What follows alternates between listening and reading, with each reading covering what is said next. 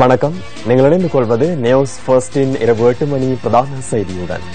உங்களுடன் இணைந்து கொள்ளும் நான் சிசிரகுமார் கிருஷாந்த் ராஜ். விரிவான செய்திகளுக்கு முன்னர் முதலில் இன்றைய தலைப்புச் செய்திகள்.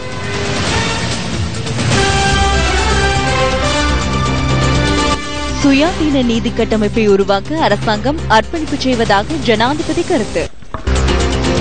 ஏறாவூர் சம்பவத்தின் தொடர்ச்சியாகவே விமல்ராஜ் மீதான துப்பாக்கி பிரயோகம் இடம்பெற்றுள்ளது என்கிறார் ஸ்ரீநேசன். முன்னாள் பாராளுமன்ற உறுப்பினர் ஜே ஸ்ரீரங்காவினால் அமைக்கப்பட்ட வீதிக்கு அமைச்சர் ஒருவர் உரிமை கோருவதாக மத்திய மாகாண அமைச்சர் ராமேஸ்வரன் கூறுகின்றார்.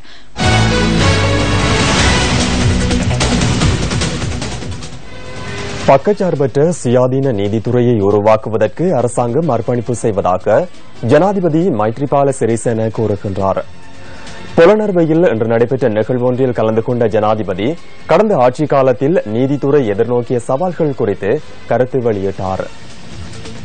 புலனறுவையில் நிர்மாணிப்பதற்கு உத்தேசிக்கப்பட்டுள்ள நீதிமன்ற கட்டிட தொகுதிக்கான அடிக்கல் நாட்டு விழா ஜனாதிபதி மைத்திரிபால சிறிசேன தலைமையில் நடைபெற்றது. நிகழ்வில் நீதியமைச்சர் விஜயதாச ராஜபக்ச, பிரதம நீதியரசர் கே ஸ்ரீபவன் உள்ளிட்ட பலரும் கலந்து கொண்டிருந்தனர். நான் விவசாய அமைச்சராக செயற்பட்ட காலப்பகுதியில் நுகேகுட பிரதேசத்தில் 5 ஏக்கர் வயல் நிலத்தை நிரப்ப வேண்டும் என்ற கோரிக்கையை பெண்ணொருவர் விடுத்திருந்தார். காணி உரிமையாளர் நீதிமன்றம் சென்றார். சட்டத்தின் பிரகாரம் இந்த நிலத்தை நிரப்புவதற்கு எந்த வகையிலும் இடமளிக்க முடியாது என கமநல சேவை ஆணையாளர் நாயகம் உயர் நீதிமன்றத்தில் கூறினார். வயல் நிலங்களை நிரப்புவது தடை செய்யப்பட்டுள்ளதாக கூறினார். 2007ஆம் ஆண்டு நடந்த சம்பவம் தொடர்பிலேயே நான் கூறுகின்றேன். அந்த சந்தர்ப்பத்தில் செயற்பட்ட நீதியரசர் அந்த சட்டத்தை நீக்குவதாக கூறினார். அந்த 5 ஏக்கர் காணியை நிரப்புவதற்கு இடமளிக்குமாறு கூறினார். அன்று இவ்வாறே தீர்ப்பு வழங்கப்பட்டது. திவிநெகும சட்டம் காரணமாகவே முன்னாள் பிரதம நீதியரசர் வீடு சென்றார். சுகாதார அமைச்சராக இருந்தபோது நீண்ட காலம் எடுத்துக் கொள்ள வேண்டிய திவிநெகும சட்டத்தை 2 வாரங்களில் தயாரித்து கொடுத்துள்ளீர்களே என அப்போதைய சட்ட மூலங்களை தயாரிக்கும் பிரதம அதிகாரியிடம் நான் வினவினேன். திவிநெகும சட்டத்தை நாம் தயாரிக்கவில்லை எனவும் அது தயாரித்து அனுப்பி வைக்கப்பட்டதாகவும் அவர் பதிலளித்தார். அங்கீகரித்து அனுப்பி வைக்குமாறும் கூறப்பட்டதாக அவர் தெரிவித்தார். அதனைத் தொடர்ந்து அது அங்கீகரித்து சட்டமா அதிபருக்கு அனுப்பப்பட்டது. சர்வதேச நீதிபதிகளை நாட்டிற்கு வரவழைக்க வேண்டும் என்ற பிரச்சினையை நாம் முடிவுக்கு கொண்டு வந்தோம். சிறிது காலமாக காணப்பட்ட குற்றச்சாட்டுகள், நாட்டில் தோல்வியடைந்திருந்த அரசியல் கலாசாரம், எமது நாட்டின் நீதித்துறை தொடர்பான நம்பிக்கை வீழ்ச்சியடைந்த யுகத்தை நாம் கடந்துள்ளோம். அதனாலேயே வெளிநாட்டு நீதிபதிகளின் ஒத்துழைப்பை நாம் பெற வேண்டும் என சர்வதேச ரீதியில் பல்வேறு வேண்டுகோள்கள், அழுத்தங்கள் விடுக்கப்பட்டிருந்தன. அந்த கருத்துக்களை அன்று நாம் ஏற்றுக்கொள்ளவில்லை. எதிர்காலத்திலும் நாம் ஏற்றுக்கொள்வதில்லை. பாரிய பொறுப்பொன்றை அவர் இன்று நிறைவேற்றியுள்ளார். இன்று எமது நாட்டில் சுயாதீன நீதிமன்ற கட்டமைப்பொன்று நடைமுறையில் உள்ளதை யாவரும் அறிவீர்கள். யார் குற்றச்சாட்டுக்களை முன்வைப்பது? எமது சட்டத்துறையில் உயர் பதவி வகித்த பிரதம நீதியரசரை கங்காறுகள் அடைக்கப்பட்டிருப்பதைப் போல நீதிமன்றத்திற்குள் அடைத்து பிரதம நீதியரசரின் உத்தியோகபூர்வ இல்லத்தின் நுழைவாயிலை திறக்க முடியாத வண்ணம் அன்னதானம் வழங்கி மோசமான குண்டர் ஆட்சியை முன்னெடுத்த தலைவர்களே இவ்வாறான குற்றச்சாட்டுக்களை தற்போது எம் மீது சுமத்துகின்றனர். அன்று நீதிபதி, மாவட்ட நீதிபதிகளுக்கான பரீட்சைகளில் அதிக புள்ளிகளை பெற்றவர்களுக்கு பதவிகளை வழங்காது தந்தை, சித்தப்பா, பிள்ளைகளின் பட்டியலுக்கு அமைய பதவிகளை வழங்கியவர்களே இவ்வாறு குற்றச்சாட்டுக்களை முன்வைக்கின்றனர். நாட்டில் சுயாதீன நீதிமன்ற கட்டமைப்பை சீர்குலைத்தவர்கள் யார் என்பதை கண்ணாடி முன் சென்று பாருங்கள். நாம் சட்டத்தரணிகளாக அன்று செயற்பட்டமையால் அந்த அனுபவம் எமக்குள்ளது. அனைத்து நீதிமன்றங்களிலும் புலனாய்வு பிரிவின் அதிகாரி ஒருவர் அல்லது ஜனாதிபதி செயலகத்தில் பணிபுரியும் சட்டத்தரணி ஒருவர் நாளாந்தம் நீதிமன்றத்திற்கு வருவார்கள். அங்கு எந்த நீதிபதி, எந்த சட்டத்தரணி அரசாங்கத்திற்கு எதிராக ஏதேனும் கருத்துக்கள் தெரிவித்திருந்தால் அதனை மாலையில் சென்று அறிவிப்பார்கள். அவ்வாறானதொரு காலத்தை கடந்து நாம் பயணித்துக் கொண்டிருக்கிறோம். காணி சீர்திருத்த ஆணைக்குழுவின் மட்டக்களப்பு மாவட்ட பணிப்பாளர் நேசகுமார் விமல்ராஜ் மீது நடத்தப்பட்ட துப்பாக்கி பிரயோகம் தொடர்பில் பல்வேறு தகவல்கள் கிடைத்துள்ளதாக போலீஸ் ஊடக பேச்சாளர் அலுவலகம் தெரிவிக்கின்றது. கிடைத்துள்ள தகவல்களுக்கு அமைய விரிவான விசாரணைகள் மேற்கொள்ளப்பட்டு வருவதாகவும் போலீஸ் ஊடக பேச்சாளர் பிரதி போலீஸ் மா அதிபர் பிரியந்த ஜெயக்கொடி குறிப்பிட்டார். சம்பவ தினத்தன்று இலக்கு தகடின்றி மோட்டார் சைக்கிள் ஒன்றில் சென்ற இருவர் காத்தான்குடியில் கைது செய்யப்பட்டுள்ளனர். அவர்களுக்கும் இந்த துப்பாக்கி பிரயோகத்துக்கும் இடையில் தொடர்புள்ளதா என்பது குறித்து விசாரணைகள் முன்னெடுக்கப்பட்டு வருவதாகவும் போலீஸ் ஊடக பேச்சாளர் குறிப்பிட்டுள்ளார். எவ்வாறாயினும் இந்த துப்பாக்கி பிரயோகம் இடம்பெற்ற 3 நாட்கள் முழுமையாக கடந்துள்ள நிலையில் இதுவரை சந்தேக நபர்கள் எவரும் கைது செய்யப்படவில்லை. போலீஸ் பாதுகாப்பின் கீழ் கொழும்பில் உள்ள தனியார் வைத்தியசாலையில் சிகிச்சை பெற்று வரும் விமல்ராஜ் நேற்றிரவு சத்திர சிகிச்சைக்கு உட்படுத்தப்பட்டுள்ளார். இன்றும் அவர் மருத்துவ பரிசோதனைக்கு உட்படுத்தப்பட்டுள்ளதாக உறவினர்கள் தெரிவித்தனர். விமல்ராஜ் மீது நடத்தப்பட்ட துப்பாக்கி பிரயோகம் தொடர்பில் குற்றப்புலனாய்வு பிரிவின் அதிகாரிகள் குழு ஒன்றும் விசேட போலீஸ் குழுக்களும் விசாரணைகளை முன்னெடுத்துள்ளன. ஜனவரி மாதம் 17ஆம் தேதி ஏறாவூர் புன்னக்குடா பகுதியில் அத்துமீறி காணிகளை கையகப்படுத்தும் நடவடிக்கையை போலீசாரின் ஒத்துழைப்புடன் அவர் தடுத்து நிறுத்தியிருந்தார். இந்த சம்பவம் தொடர்பான வழக்கு விசாரணை கடந்த 22ஆம் தேதி ஏறாவூர் சுற்றுலா நீதிமன்றத்தில் இடம்பெற்றிருந்தது. அதே தினத்தில் இந்த துப்பாக்கி பிரயோகமும் இடம்பெற்றிருந்தமை குறிப்பிடத்தக்கது. இதேவேளை துப்பாக்கி பிரயோகத்துடன் தொடர்புடையவர்கள் உடனடியாக கைது செய்யப்பட வேண்டும் என பல்வேறு தரப்பினரும் வலியுறுத்தியுள்ளனர். போரதீவு பற்றினுடைய சமூக சேவை உத்தியோகஸ்தர் மதிதேனன் அவர்கள் சுட்டுக் கொல்லப்பட்டார். 3வது வருஷம் ஆரம்பிக்க போகிறது. இன்னும் அவருடைய கொலை தொடர்பாக ஒருவரை கூட போலீசார் கைது செய்ய சட்டத்தை முன்னிறுத்தவில்லை. கிரான் பிரதேச செயலக பிரிவிலே ஒரு கிராம சேவர் மீது மிக மோசமான முறையில் தாக்குதல் இடம்பெற்றது. குற்றவாளிகள் இன்னும் சட்டத்தின் முன் நிறுத்தப்பட்டு தண்டிக்கப்படவில்லை. பின்பு ஓந்தாச்சி மடம் கிராமத்துக்குரிய கிராம சேவர் அவர்கள் அடித்துக் கொல்லப்பட்டிருக்கிறார். குற்றவாளிகள் யாரும் தண்டிக்கப்பட்டதாகவும் இல்லை. ஏற்கனவே இந்த வேலைகளை செய்து வருகின்றவர்கள் யார் என்பது இதுவரை கண்டுபிடிக்கப்படாமைதான். அவர்கள் சட்டத்தின் முன் நிறுத்தப்பட்டு அவர்களுக்கு தண்டனை கொடுக்கப்பட்டிருந்தால் விமல்ராஜ் அவர்கள் சுடப்பட வேண்டிய அவசியம் வந்திருக்காது. மட்டக்களப்பு மாவட்டம் தொடர்ச்சியாக எதிர்நோக்கி கொண்டு வருகின்ற ஒரு பாரிய பிரச்சனைகளில் ஒன்று திட்டமிட்ட வகையிலான காணி அபகரிப்பு. அண்மை காலமாக விமல்ராஜ் அவர்கள் மட்டக்களப்பு மாவட்டத்திலே அரச காணிகளை கபளீகரம் செய்து வேணுமென்ற விதத்திலே அந்த காணிகளுக்குள்ளே உள்நுழைந்து அங்கே இருக்கின்ற இயற்கை வளங்களை அளித்து அடாத்தாக அந்த காணிகளை அபகரித்தவர்கள் மீது அவ்வாறானவர்களை நீதிமன்றத்துக்கு கொண்டு செல்வதற்கான வேலைகளை செய்ததை நாங்கள் அறிவோம். காணி சம்பந்தமான விடயத்தில் தான் அவர் தாக்கப்பட்டிருக்கிறார், சுடப்பட்டிருக்கிறார் என்றதை நாங்கள் 100% உறுதிப்படுத்த முடியாது. போலீசாருடைய இந்த விசாரணை வர வேண்டும். என்ன காரணத்துக்காக, என்ன விடயத்துக்காக, யார் அவரை சுட்டார்கள், சுட்ட சூத்திரதாரிகள் யார், சுட்ட சூத்திரதாரிகளை பின்புலத்திலிருந்து இயக்கியவர்கள் யார் என்பது கண்டறியப்பட வேண்டும். விமல்ராஜ் அவர்கள் அந்த துப்பாக்கி சூடு நடைபெறுவதற்கு முன்பாக நான் நினைக்கின்ற 1 கிழமை அல்லது 2 கிழமைக்குள் என்னிடம் உரையாடி இருந்தார். ஏறாவூர் பகுதியில் காணி கபளீகரம், காணி அபகரிப்பு கண்மூடித்தனமாக நடைபெற்றுக் கொண்டிருக்கின்றது. இதனை சட்டத்தின் அடிப்படையில் தடுப்பதற்காக நான் முயன்று கொண்டிருக்கின்றேன். இந்த முயற்சியில் எனக்கு பலவிதமான எதிர்ப்புகள் வந்து கொண்டிருக்கின்றன. அவர் ஜனாதிபதி அலுவலகத்தில் இருந்து சட்டவிரோதமாக கபளீகரம் செய்யப்படுகின்ற, அபகரிக்கப்படுகின்ற, அந்த களவாடப்படுகின்ற அந்த காணிகளை தடுத்து நிறுத்த வேண்டும் என்பதற்காக பல வழக்குகளை நான் பதிவு செய்ய இருக்கின்றேன், பதிவு செய்துள்ளேன் என்ற செய்தியை கூட கூறியிருந்தார். கொலை சூத்திரதாரிகள் எங்கிருக்கின்றார்கள், எங்கு மறைந்திருக்கின்றார்கள், எந்த இரும்பு கரத்தின் கீழ் அவர்கள் மறைக்கப்பட்டிருக்கின்றார்கள், இவர்கள் யார் என்பதை கண்டறிந்து அவர்களுக்குரிய தண்டனைகளை வழங்காது விட்டால் இந்த நல்லாட்சியை அவர்கள் காட்டாட்சி நோக்கி செல்வதற்கு வழிபடுத்தி விடுவார்கள். நேற்றைக்கு முன்தினம் கல்லா உலகிலே இந்த மாவட்டத்தின் கிழக்கு மாகாணத்தில் காணி சீர்திருத்த குழுவின் உதவி பணிப்பாளர் சுடப்பட்டிருக்கின்றார். அவர் நல்லவரோ கெட்டவரோ ஒரு ஜனநாயக நாட்டிலே இந்த சுமூகமான சூழ்நிலை இருந்து கொண்டிருக்கும் இந்த நேரத்திலே ஒரு அதிகாரி சுடப்படுகின்றார் என்றால் இந்த நாட்டின் நிலைமை மீண்டும் பழைய முறை கதவு திரடி என்ற நிலைமைக்கு செல்ல போகின்றதா? அவருடைய உயிரை போக்குவதற்காக எடுக்கப்பட்ட இந்த முயற்சியினுடைய பின்னணியிலே யார் இருக்கின்றார்கள் என்ற கேள்வியை பல பேர் முன்வைத்துள்ளார். என்னுடைய கட்சியை சேர்ந்தவர்கள், ஏனைய கட்சிகளை சேர்ந்தவர்கள், சமூக நிறுவனங்களுடைய பிரதிநிதிகள் இருக்கிறார்கள். ஆனால் இன்னும் எங்களுக்கு பதிலை காணவில்லை. இந்த பிரச்சனைகளை ஆய்ந்து உரியவர்களை தேடி கண்டுபிடிக்கின்ற முயற்சிகள் என்ன அளவிலே இருக்கின்றது என்பதை தான் நாங்கள் பார்க்கும் பொழுது பல்வேறு விஷயங்களை என்ன தோன்றும். அந்த காணிகளை அபகரிக்கின்ற கபளீகரம் செய்கின்ற ஒரு நோக்கில் ஒரு சில குறிப்பாக ஒரு சமூகம் என்று கூட சொல்லும் அளவுக்கு அந்த அதிகாரி நேர்மையாக, நியாயமாக, நீதியாக செயல்பட்ட அந்த செயற்பாட்டை பொறுக்க முடியாமல் ஆயுத கலாச்சாரத்தால் அடக்கிவிடலாம் என்ற நோக்கில் அவரின் உயிரை பறிப்பதற்காக அவரின் வீடு சேர்ந்து சென்று அவர்களுக்கு துப்பாக்கி சூடு நடத்தியிருக்கிறார்கள். ஏனென்றால் நீதியாக நியாயமாக செயல்பட இந்த மண்ணில் எங்களுக்கு அறுவடை இல்லையா என்ற ஒரு வேண்டுகோள் இருக்கின்றது. இதற்கு பின்னணியில் செயல்பட்ட இவர்களை இயக்கிய அந்த முக்கிய பிரமுகரை கூட இந்த அரசாங்கம் வெளிக்கொள்ள வேண்டிய பொறுப்பு இருக்கின்றது. அரசு அதிகாரிகள் மீதான தாக்குதல்கள் தொடர்பில் பல்வேறு தரப்பினரும் அதிருப்தி வெளியிடுகின்றனர். உயர் அதிகாரிகளுக்கு இந்த நிலைமை இருக்குமானால் பொதுமக்களுக்கு எவ்வளவு பாதிப்பு ஏற்படும் என்று நினைக்கவே பயங்கரமாக இருக்கிறது.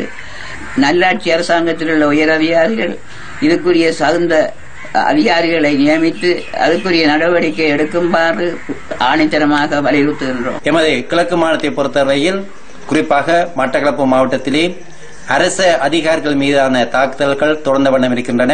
இப்படியான நிலைகள் தொடர்கின்ற பட்சத்திலே அரசு ஊழியர்களாகிய நாமும் எமது கடமைகளை செய்வதற்கு தயங்க வேண்டிய ஒரு சூழலுக்கு தள்ளப்படுகிறோம். காணி சீர்திருத்த ஆணைக்குழுவின் மட்டக்களப்பு மாவட்ட பணிப்பாளர் மீது துப்பாக்கி பிரயோகம் மேற்கொள்ளப்பட்ட சம்பவம் தொடர்பில் பாதுகாப்பு ராஜாங்க அமைச்சர் ருவான் விஜயவர்தன கடவத்தையில் இன்று கருத்து தெரிவித்தார். அசௌகரியங்களுக்குள்ளாகுவதற்கு இடமளிக்க முடியாது. அதனால் விசாரணைகளை மேற்கொண்டு உடனடியாக குறித்த பகுதியில் தேவையான சட்ட நடவடிக்கைகளை எடுக்குமாறு போலீசாருக்கு ஆலோசனை வழங்கப்பட்டுள்ளது.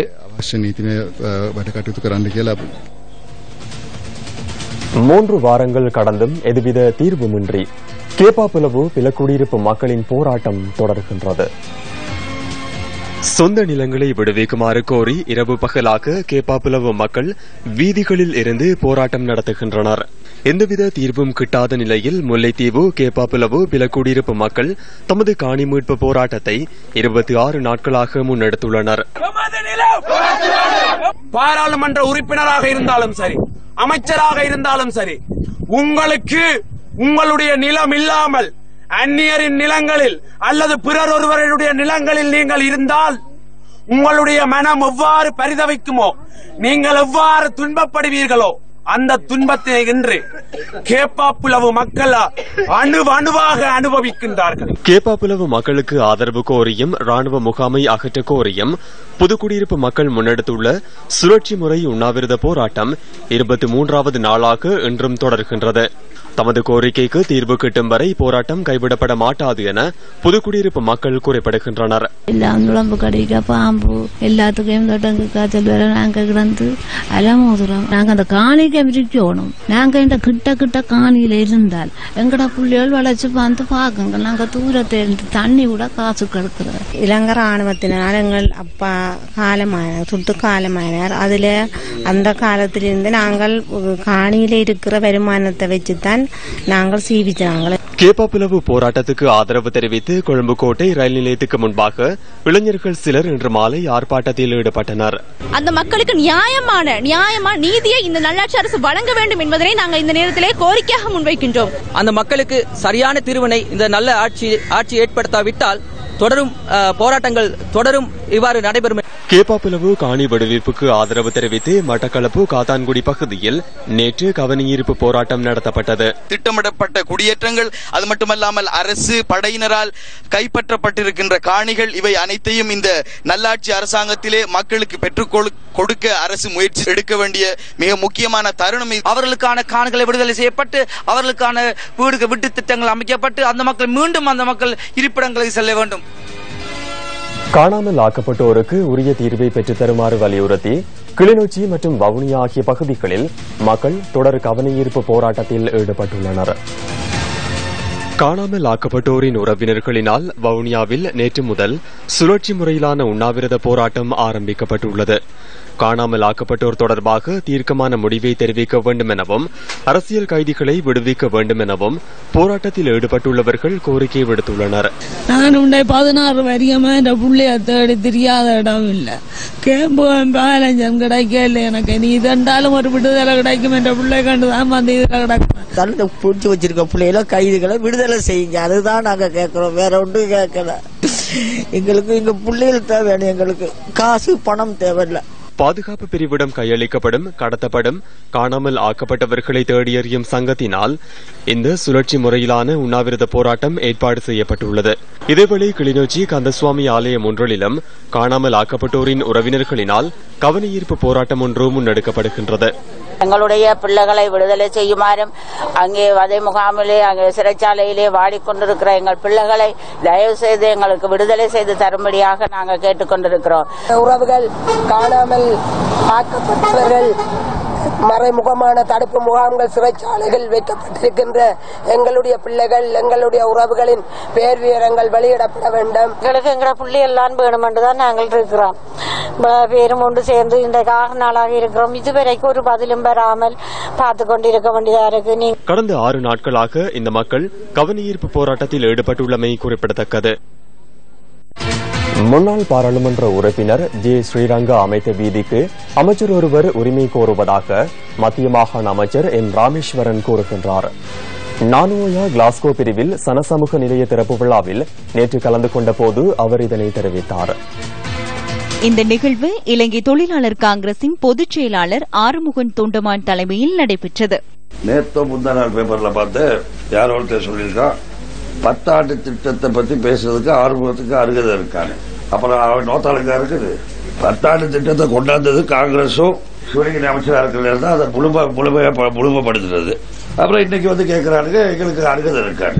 அந்த 4000 வீடு இந்திய அரசாங்கத்தில் நாங்க பேசி வாங்கி கொடுத்ததுதான் இப்ப கட்டிக்கிட்டு இருக்கான். கூட்டு ஒப்பந்தத்தை எடுத்துக்கிட்டா மிந்தியெல்லாம் கூட்டு ஒப்பந்தம் வச்சாலும் 4 மாசம் 6 மாசம் பின்தங்கி போய் லேட்டா ஒப்ப வச்சாலும் அரியஸ் கிடைக்கும். இந்த பையனை பாருங்க, 1.5 வருஷம் லேட்டா போய் யாருக்கும் தெரியாம போய் இதுல ஒருத்தர் போய் ஒப்ப வச்சிருக்கா, எங்களுக்கு அரியஸ் வேணாம். தேர்தல் நேரம் அற்ப சொற்ப சலுகைக்காக நம்ம போய் விழுகிறது. ஒரு 2 தகரத்தை கொடுத்துட்டா தாரம் கொடுத்துட்டாரு. இன்னும் உங்களுக்கு தெரியும், இந்த 2 வருட காலத்திலே மலையகத்திலே என்றும் இல்லாதவாறு பல்வேறு அவல நிலைகளை மக்கள் சந்தித்துக் கொண்டிருக்கின்றார்கள். இன்று காலையிலே நீங்கள் எத்தனை பேர் செய்தியை கேட்டிருப்பது தெரியாது. நாங்கள் அமைச்சர்களை பேசி 10 லட்சம் ரூபாய் வாங்கியிருக்கோம் என்று கூறுகின்றார்கள். பிறகு கூறுகின்றார்கள் இதுல 4,20,000 இனாமாகவும் 5,80,000 மக்களுக்கு கடனாகும். ஆனால் நாங்கள் மக்களுக்கு அன்று 9 லட்சம் ரூபாய் பெருமதியான இலவசமாக அந்த வீடை வாங்குவதற்கு நாங்கள் திட்டம் வைத்திருந்தோம். நான் அன்னைக்கு வெளியோயா போயிருந்தேன். அப்ப வெளியோயா ரோடு செஞ்சிருந்தாங்க. அன்னைக்கு பார்த்து ஒரு பேஸ்புக்ல போட்டுருந்துச்சு, அமைச்சரை வாழ்த்தி போட்டிருந்தாங்க, இந்த ரோடு எங்கோட்டு வேண்டுகோளுக்குங்க. அந்த ரோடு போட்டது அன்னைக்கு பாராளுமன்ற உறுப்பினர் இருந்தா ரங்கா விட்டு இதுல வந்த ரோடு அது. ஏன்னா அந்த ரோடு வெளியோயாவுக்கு பல முறை ரங்கா பேசி எனக்கு கூட சொல்லுவாரு, அந்த ரோட செய்யணும், நான் ஏவிட்டு ப்ரொபோசல கொண்டு வந்திருக்கேன் அப்படின்னு. அவரோட ப்ரொபோசல் தான் அந்த ரோட செஞ்சிருந்தாங்க. ஆனா நான் அன்னைக்கு பார்த்தா அதை வேற ஒருத்தர் சொல்லியிருக்காரு. அப்ப அன்னைக்கு ஆட்சியில் இருந்தவங்க யார் யார் அதுக்கு கொடுத்தாங்களோ இன்னைக்கு இருக்கிறவங்க பேர் தான் அதுக்கு வருது. அப்ப அந்த பேரை இன்னைக்கு இருக்கிறவங்க செஞ்சு அந்த பேரை கொண்டுகிட்டு வரணும். அண்மைய காலங்களிலே நான் கேள்விப்படுகின்றேன், பல இடங்களிலே உண்மையாக நடந்து வருகின்றது. எங்களுடைய பிரதேசங்களிலே ஏனையவர்கள் வந்து குடியேறுவதும், இங்கு இருக்கின்ற நிலங்களை ஆக்கிரமிப்பு செய்வதும், அரசாங்கத்தின் ஆதரவோடு எங்களுடைய நிலங்களை பங்கு போட்டுக் கொள்வதுமான நிலைமைகள் தாராளமாக நடந்து வருகின்றன. எங்கு அநியாயம் நடந்தாலும் தட்டி கேட்பதற்கு இலங்கை தொழிலாளர் காங்கிரஸை தான் அழைக்கிறார்கள். காங்கிரசும் தொண்டமானும் இல்லாம இந்த 2 வருஷம் மலையக மக்கள் எவ்வாறான துன்பங்கள் அனுபவிக்கிறாங்க யாரும் மேடை போட்டு பேச தேவையில்ல, யாரும் உங்களுக்கு விளக்கம் சொல்ல தேவையில்ல. இன்னைக்கு பிரச்சார பீரங்கிகள் அரசியல்வாதிகள் இல்ல, மக்கள் தான். இன்னைக்கு அமைச்சர்மார் எடுத்துக்கிட்டா சில பேர் என்ன செய்யறாங்க, காங்கிரஸ் மட்டும் தான் குறை பேசுறாங்க. முன்னாள் பாராளுமன்ற உறுப்பினர் கிட்னன் சிவனேசனின் 9வது நினைவு தினம் யாழ்ப்பாணத்தில் அனுஷ்டிக்கப்பட்டது. யாழ் கரவெட்டி கிழக்கில் அமைந்துள்ள சிவனேசன் ஞாபகார்த்த மண்டபத்தில் நேற்றிரவு இந்த நிகழ்வு நடைபெற்றது. தேசிய தலைவர் மேதகு பிரபாகரன் அவர்களுக்கும் இலங்கையினுடைய பிரதமர் கௌரவர் ரணில் விக்ரமசிங்க அவர்களுக்கும் செய்து கொள்ளப்பட்ட அந்த சமாதான ஒப்பந்தத்தினுடைய முந்த நாள் 15வது ஆண்டு நிறைவு பெற்றது. ஆனால் இந்த சமாதான ஒப்பந்தத்தின் மூலம் ஒரு சமாதானம் கிடைக்கும் என்று நம்பிய எங்களை சர்வதேச நாடுகள் பலவற்றுடன் சூழ்ச்சியுடன் 20க்கும் மேற்பட்ட நாடுகள் சேர்ந்து எங்களுடைய தேசிய விடுதலை போராட்டத்தை நிர்மூலமாக்கி அழிப்பதிலே வெற்றி பெற்றது. தமிழ் தேசிய கூட்டமைப்பினுடைய தலைவர் சம்பந்தனையா அவர்கள் தெளிவாக குறிப்பிட்டிருக்கின்றார், ஒட்டுமொத்த ராணுவமும் குற்றம் செய்யவில்லை. ராணுவத்தில் இருக்கக்கூடிய ஒரு சிலர் மட்டும்தான் இவ்வாறான குற்றங்களில் ஈடுபட்டிருக்கிறார். சம்பந்தனையா அவர்கள் இந்த ராணுவம் குற்றமிழைக்கவில்லை என்ற ஒரு நற்சான்றிதழை வழங்கியிருக்கிறார். இந்த அரசாங்கம் விடுதலை புலிகளை போன்ற ஒரு சர்வாதிகாரமாக செயல்படக்கூடாது என்று சொல்லி இருக்கிறார். சம்பந்தனையாவுக்கு பதவி கொடுத்த விடுதலை புலிகளை பார்த்துத்தான் அவர் சொல்கிறார், வடகிழக்கு பிரிப்பதற்கு இவர்கள் இணங்கி இருக்கிறார்கள், பௌத்த அரச மதமாக இருப்பதற்கு, ஒற்றை ஆட்சிக்குள் தீர்வு காண்பதற்கு, சமஸ்தியை கைவிடுவதற்கு இவர்கள் இணங்கி இருக்கிறார்கள். சுமந்திரன் ஐயாவும் சம்பந்தன் ஐயாவும் இந்த விடயங்களுக்கு இணங்கி இருக்கிறார்கள். போர்க்குற்ற விசாரணையை முடக்குவதற்கு இணங்கி இருக்கிறார்கள். ராணுவத்தினரை பாதுகாப்பதற்காக அவர்கள் இணங்கி இருக்கிறார்கள். கடந்த வாரம் ஜெனீவாவுக்கு என்று சென்ற சுமந்திரன் அவர்கள் மேலும் 2 வருட கால அவகாசம் இலங்கை அரசாங்கத்திற்கு வழங்குவதற்கு ஒப்புதல் அளித்துவிட்டு வந்திருக்கிறார். வடமாகாண எதிர்க்கட்சித் தலைவர் எஸ் தவராசாவின் ஊடகவியலாளர் சந்திப்பு இன்று யாழ்ப்பாணத்தில் நடைபெற்றது. உண்ணாகல் நிலத்தடி நீரில் ஒயில் கலந்துள்ளமை சம்பந்தமாக மாகாண அமைச்சர் ஐங்கரநேசன் அவர்களால் ஒரு கமிட்டி அமைக்கப்பட்டு இந்த கமிட்டி அறிக்கை ஒன்று தயாரிக்கப்பட்டிருந்தது. நான் என்னுடைய சாட்சியிலே இவ்வாறான ஒரு கமிட்டி அமைப்பதற்கு அமைச்சருக்கு எந்தவித அதிகாரமும் இல்லை. இந்த கமிட்டி அமைச்சதே சுண்ணாக நிலத்தடி நீரில் ஒயில் கலந்துள்ளமைக்கு மூல காரணமாக இருந்த நொதர்ன் பவர் நிறுவனம் என்ற அந்த நிறுவனத்தை காப்பாற்றுவதற்காகவே என்பதை மையப்படுத்தி ஒரு அமைச்சர் ஐங்கரநேசன் அவர்கள் 21 டிசம்பர் மாதம் ஒரு கமிட்டி அமைச்சிருக்கின்றார். நிபுணர் குழு என்ற ஒரு கமிட்டியை அமைச்சிருக்கின்றார். இது சம்பந்தமாக அறிக்கை ஒன்று தயாரிப்பதற்கு எங்களுடைய அரசியலமைப்பு ரீதியாக கௌரவ அமைச்சருக்கு எந்தவித அதிகாரமும் இல்லை இவ்வாறான கமிட்டி அமைப்பதற்கு. ஒருங்கிய நில சம்பந்தமான விடயத்திலே ஒரு மாகாண அமைச்சு சம்பந்தப்படுவதால் முதலாவது சம்பந்தமான சட்ட வாக்கத்தை பாராளுமன்றத்தின் அங்கீகாரத்துடன் ஆக்க வேண்டும். அவ்வாறாக இதுவரை மாகாண சபை செய்யவில்லை. 24 குழு அமைக்கப்பட்டது. மார்ச் 20 முதலாவது அறிக்கை வெளியிட்டார்கள். அங்க பீடெக்ஸ் என்ற திரவம் இல்லை. யாரையோ பாதுகாப்பதற்காக தயாரிக்கப்பட்ட ஒரு ரிப்போர்ட் இல்லையோ உண்மையான மக்கள் நலனுக்காக செயற்பட்ட ரிப்போர்ட் இல்லை.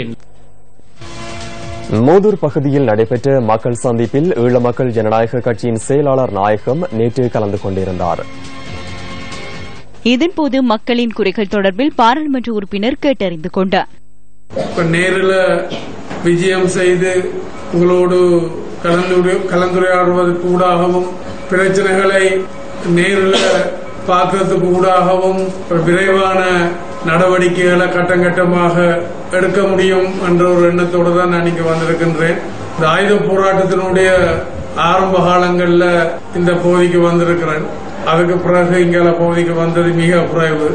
வாழ்வாதாரத்தோடு சம்பந்தப்பட்ட பிரச்சனை, வேலை வாய்ப்புகளோடு சம்பந்தப்பட்ட பிரச்சனை மற்றும் இந்த கல்வி விசேட ஏற்பாடுகளுக்கு ஊடாக கட்சி நிதிகளில் இருந்தும் நாங்கள் சில விடயங்களை செய்து கொள்ளலாம். மகா சிவராத்திரி விரதத்தை முன்னிட்டு இன்று அதிகாலை வரை நாட்டின் புகழ்பூத்த சிவாலயங்களில் நடைபெற்ற பூஜை வழிபாடுகளில் பெருந்திரளான பக்தர்கள் கலந்து கொண்டிருந்தனர்.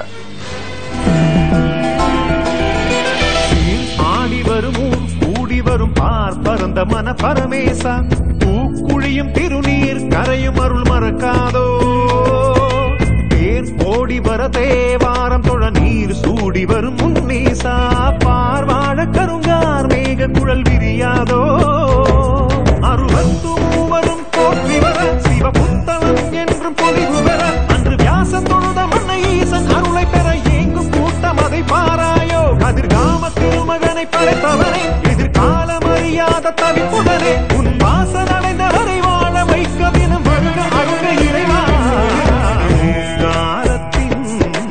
ரீங்காரமாய் நாவெங்கும் கூத்தாடும் முன்னேஸ்வரா நீர் சூழ்ந்திடும் தீவெங்கிலும் கால் வீசி அருளாடும்.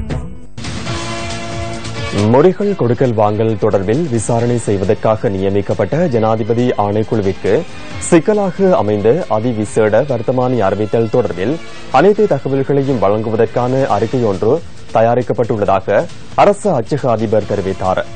2015 ஆண்டு ஜனவரி மாதம் 1 தேதி வெளியிடப்பட்ட அதிவிசேட வர்த்தமானி தொடர்பில் ஏற்பட்ட சிக்கலே கடந்த வியாழக்கிழமை ஆணைக்குழுவினால் முன்னெடுக்கப்பட்ட செயற்பாடுகளை எதிர்வரும் திங்கட்கிழமை வரை ஒத்திவைப்பதற்கு காரணமாக அமைந்தது. 2015 ஆண்டு ஜனவரி மாதம் 1 தேதி வெளியிடப்பட்ட அதிவிசேட வர்த்தமானி ஊடாக அந்த வருடத்திற்கான முறைகள் விநியோகம் தொடர்பில் முன்கூட்டியே அறிவிக்கப்பட்டமை குறித்து முறைகள் கொடுக்கல் வாங்கல் தொடர்பில் விசாரணை செய்வதற்காக நியமிக்கப்பட்ட ஜனாதிபதி ஆணைக்குழு கடந்த வியாழக்கிழமை கூடிய சந்தர்ப்பத்தில் சட்டமாதிபர் திணைக்களத்தின் சார்பில் ஆஜராகியிருந்த சட்டத்தரணிகள் சுட்டிக்காட்டினார். பதிவு செய்யப்பட்ட சமபங்கு பிணையங்கள் கட்டளை சட்டத்தின் அதிகாரங்களுக்கு அமைய அப்போதைய நிதியமைச்சரான மஹிந்த ராஜபக்சவின் கையொப்பத்துடன் இந்த வர்த்தமானி வெளியிடப்பட்டுள்ளது. இது தொடர்பில் விடயங்களை வினவிய சந்தர்ப்பத்தில் இதுகுறித்து தாம் எதனையும் அறியவில்லை என நிதியமைச்சின் செயலாளர் கூறினார். அதன் பிரகாரம் அரசு அச்சக அதிபரிடம் இந்த விடயம் தொடர்பான அறிக்கையொன்றை கோரி ஆணைக்குழுவின் செயற்பாடுகள் எதிர்வரும் திங்கட்கிழமை வரை ஒத்திவைக்கப்பட்டன. நான் அவ்வாறு எதனையும் வெளியிடவில்லை. இது தொடர்பில் நான் உரிய நடவடிக்கை எடுப்பேன். 2015 ஆண்டு பிப்ரவரி மாதம் 25ஆம் தேதியே முறிகள் விநியோகிக்கப்பட்டன. 2015ஆம் ஆண்டு செப்டம்பர் மாதம் 15ஆம் தேதி வர்த்தமானி வெளியிடப்படுகின்றது. அதில் யாருடைய கையொப்பம் இடப்பட்டுள்ளது? மஹிந்த ராஜபக்சவின் கையொப்பம். மஹிந்த ராஜபக்சவே முறிகள் விநியோகத்தை மேற்கொண்டுள்ளதாக கூற முற்படுகின்றனர். முன்னாள் ஜனாதிபதி மஹிந்த ராஜபக்ச முறைகள் கொடுக்கல் வாங்கல் தொடர்பான வர்த்தமானி அறிவித்தலில் கையொப்பம் இடவில்லை எனின் மத்திய வங்கியின் அதிகாரிகள் நிதியமைச்சின் செயலாளர் மற்றும் அமைச்சருக்கு எதிராக உடனடியாக போலீசில் முறைப்பாடு செய்ய முடியும் என ஊழலுக்கு எதிரான முன்னணி தெரிவிக்கின்றது. இலங்கை வரலாற்றில் இடம்பெற்ற பாரிய நிதி மோசடி என கருதப்படும் மத்திய வங்கியின் முறைகள் மோசடி குறித்து மஹிந்த ராஜபக்ச 2015ஆம் ஆண்டு ஜனவரி மாதம் 1ஆம் தேதி வர்த்தமானி அறிவித்தல் ஒன்றை வெளியிட்டிருப்பார் என்பதை நம்ப முடியாதுள்ளதாக அறிக்கையொன்றின் ஊடாக ஊழலுக்கு எதிரான முன்னணியின் ஆலோசகர் கீர்த்தி தென்னகோன் குறிப்பிட்டுள்ளார். முறைகள் மோசடி தொடர்பான விடயங்களை வேண்டுமென்றே மறைப்பதற்காகவும் அதற்கான பாதுகாப்பை பெற்றுக் கொள்வதற்காகவும் இந்த வர்த்தமானி அறிவித்தலை பயன்படுத்துவதற்கு முறைகள் மோசடியின் முக்கியஸ்தர்கள் முயற்சிப்பது புலப்படுவதாக ஊழலுக்கு எதிரான முன்னணி சுட்டிக்காட்டியுள்ளது. ₹10,058 முறைகளை கொள்வனவு செய்யவும் அதற்கான வட்டி 12.5% என நிலையாக அறிந்திருந்தார்கள் என்பதை வர்த்தமானி உறுதிப்படுத்துகிறது. இது நடக்க சாத்தியமில்லை. வழமையாக வர்த்தமானி வெளியிடப்படும் போது விற்பனையின் அன்னளவு தொகையே இருந்திருக்க வேண்டும். உரிய வட்டி வீதத்தை எவராலும் உறுதியாக கூற முடியாது. முறைகள் விநியோகம் இடம்பெற்ற போது நிதி அமைச்சராக இருந்த முன்னாள் நிதி அமைச்சர் மஹிந்த ராஜபக்ச இருக்கவில்லை. பிரதி ஆளுநர் அதற்கான ஆலோசனையை நிதி அமைச்சின் செயலாளருக்கு வழங்க வேண்டும். பின்னரே நிதி அமைச்சரின் அனுமதி பெறப்படுகிறது. 2015ஆம் ஆண்டு மார்ச் மாதம் இடம்பெற்ற கொடுக்கல் வாங்கலுக்கு அப்போதைய நிதி அமைச்சரிடமே அனுமதி பெற வேண்டும். அதற்கு முன்னர் இருந்த நிதி அமைச்சரிடம் அல்ல. மஹிந்த ராஜபக்சவுக்கு இந்த விடயத்துடன் தொடர்புள்ளதாக ஒரு கருத்தை ஏற்படுத்த முயற்சிக்கின்றார்கள். பிரச்சினைக்குரிய அதிவிசேட வர்த்தமானி தொடர்பான அறிக்கை தற்போது பூர்த்தி செய்யப்பட்டுள்ளதாகவும் எதிர்வரும் திங்கட்கிழமை ஜனாதிபதி ஆணைக்குழு முன்னிலையில் அதனை சமர்ப்பிக்க உள்ளதாகவும் அரசு அச்சக அதிபர் கங்கானி கல்பனி லியனகே இந்த விடயம் தொடர்பில் நாம் வினவிய போது கூறினார். இந்த அதிவிசேட வர்த்தமானி அறிவித்தல் தொடர்பில் தம்மிடம் பல்வேறு விடயங்கள் வினவப்பட்டதாகவும் அது தொடர்பான அனைத்து தகவல்களையும் அறிக்கையில் உள்ளடக்கியுள்ளதாகவும் அரசு அச்சக அதிபர் கூறினார். முறைகள் கொடுக்கல் வாங்கல் தொடர்பில் விசாரணை செய்வதற்கு நியமிக்கப்பட்ட ஜனாதிபதி ஆணைக்குழுவின் செயலாளர் சுமதிபால உடுகம் சூரியவிடம் நாம் இந்த விடயம் குறித்து வினவினோம். அரசு அச்சக அதிபரின் அறிக்கை எதிர்வரும் திங்கட்கிழமை ஆணைக்குழுவிடம் முன்வைக்கப்பட்ட பின்னர் தீர்மானிக்க முடியும் என ஜனாதிபதி ஆணைக்குழுவின் செயலாளர் கூறினார். ஜனாதிபதி ஆணைக்குழுவின் இறுதிக் கூட்டத்தின் போது வர்த்தமானி தொடர்பில் பேசப்பட்டது.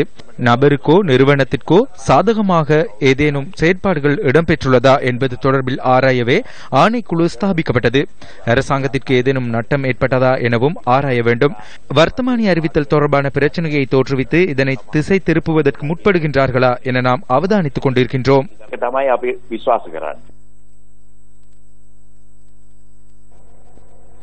இத்துடன் நியூஸ் ஃபர்ஸ்டின் இரவு 8 மணியின் பிரதான செய்தி நிறைவு பெறுகின்றது. வணக்கம்.